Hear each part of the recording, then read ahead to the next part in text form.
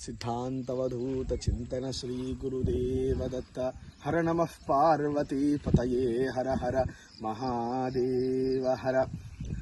మన భారతావని పవిత్రమైనటువంటి నదులకు పుట్టినిల్లు.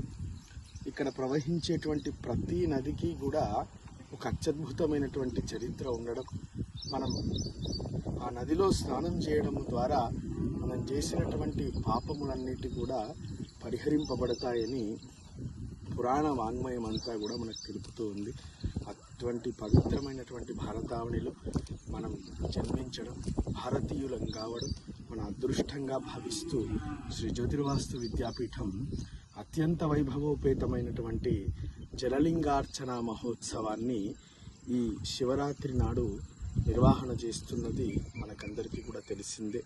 దాని అంతర్భాగంగా భారతదేశంలో ఉన్నటువంటి ప్రతి రాష్ట్రంలో ఉన్నటువంటి అరుదైన అత్యద్భుతమైనటువంటి నదీ తీర్థాన్ని విద్యాపీఠం సంగ్రహణం చేస్తూ మహారాష్ట్ర ప్రాంతంలో నాగపూర్ జిల్లాలో హైవేకి, నేషనల్ హైవే NH-44కి 35 కిలోమీటర్ల దూరంలో లోపల అత్యద్భుతమైనటువంటి నది ఈరోజు దర్శనం చేసుకొని తరించి ఉన్నాం.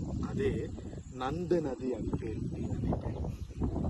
ఈ నది కృష్ణుని యొక్క పాదుకల నుండి ఉద్భవించిందని పద్మపురాణం తెలుపుతుంది.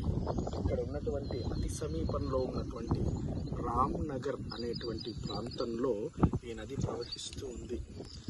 పురాణ వాంగ్మయ విశేషమైనటువంటి ఈ నదిని దర్శించడము శ్రీకృష్ణుణ్ణి సేవ చేసినటువంటి ఫలితం కలుగుతుంది. అటువంటి గొప్పదైనటువంటి నంద తీర్థాన్ని మన జలలింగార్చనలో వినియోగం చేయడం జరుగుతుంది. ఇటు హరిహరాద్వైతమైనటువంటిది మన విద్యాపీఠం. హరుడు హరి ఒక్కటే. అటువంటి అభేదతత్వాన్ని తెలిపేటువంటి ఇక్కడ ఆ రామ్నగర్లో ఆ కృష్ణుని యొక్క విగ్రహంతో పాటుగా ఈశ్వరుడు కూడా ఉన్నాడు. రెండు దేవాలయాల మధ్యలో నుండి ఈ నంది నది ప్రవహించి వెన్న అనేటువంటి నదిని కలుస్తుంది. అటువంటి గొప్పదైనటువంటి ఈ నంద నది తీర్థాన్ని మన జలలింగార్చనలో వినియోగించుకోవడం మనందరి భాగ్యం. ఈ నదిలో స్నానం చేయడం ద్వారా కృష్ణుని యొక్క అనుగ్రహం కలుగుతుందని చెప్పడం జరిగింది. ఆ సర్వేశ్వరుని యొక్క పరిపూర్ణమైనటువంటి అనుగ్రహం ఎల్లవేళలా మన యందు ఉండాలని తప్పక జలలింగార్చనలో విచ్చేసి ఈ నంద నదీ తీర్థము ద్వారా నిర్మించబడుతున్నటువంటి జలలింగాన్ని చూసి తరించవలసిందిగా ఆహ్వానిస్తూ జై గురుదత్త, జై జై గురుదత్త.